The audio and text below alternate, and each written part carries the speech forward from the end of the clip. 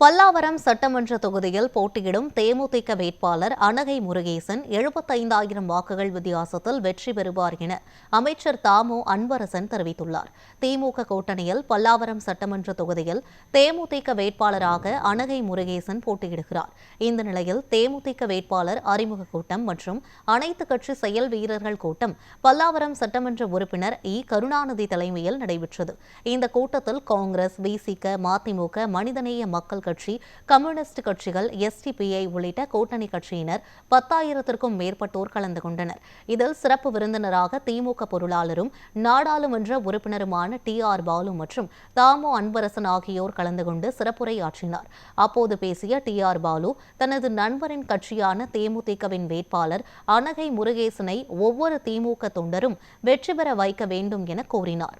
அமைச்சர் தாமு அன்பரசன் பேசுகையில், பல்லாவரம் சட்டமன்ற தொகுதியில் கூட்டணி கட்சியான தேமுதிக வேட்பாளரை வெற்றி பெற வைக்க ஒவ்வொரு தொண்டரும் உழைக்க வேண்டும் என கூறினார். கட்டமைப்பு நல்லா இருக்குது, ஆட்சியோட சாதனைகள் மக்களை போய் சேர்ந்திருக்குது, கட்சியை பலமா வச்சிருக்கிறோம். ஆக மிகப்பெரிய ஒரு கூட்டணி ஏற்படுத்தி தந்திருக்கிறார். அதுதான் ரொம்ப ரொம்ப முக்கியம். போன தேர்தல் கூட STB எல்லாம் நம்மகிட்ட கிடையாது, தேமுதிக நம்மகிட்ட கிடையாது. இப்ப இந்த தேர்தலில் பாத்தீங்கன்னு சொன்னா மிகப்பெரிய பலமான கூட்டணி அந்த ரெண்டு கட்சியும் நம்ம கிட்ட வந்திருக்குது இல்லையா? போன தேர்தலை விட இன்னைக்கு பலமான கூட்டணி அமைச்சிருக்கிறார். ஆக இவ்வளவு ஈஸியா காலத்தை கொடுப்பாங்களா? எல்லாத்தையும் உருவாக்கி ஈஸியா நம்ம கிட்ட கையில கொடுத்துருக்கிறார். இப்பேற்பட்ட ஈஸியான காலத்துல நாம ஜெயிக்காத யார் ஜெயிக்க முடியும்? அந்த இயக்கம் பல்வேறு வெற்றிகளை பெற்று தமிழ்நாட்டின் சட்டமன்றத்தை அலங்கரித்து அந்த சட்டமன்றத்தில் அந்த கட்சியினுடைய தலைவராக வீட்டிலிருந்து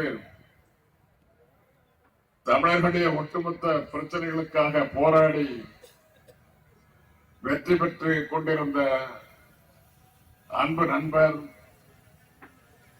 என்னுடைய இணைபிரியாத நண்பர் விஜயகாந்த் அவர்களுடைய இயக்கத்தை சார்ந்த அருமை தம்பி அனகை முருகேசன் அவர்கள் இந்த தொகுதியிலே நிறுத்தி வைக்கப்பட்டிருக்கிறார்கள்.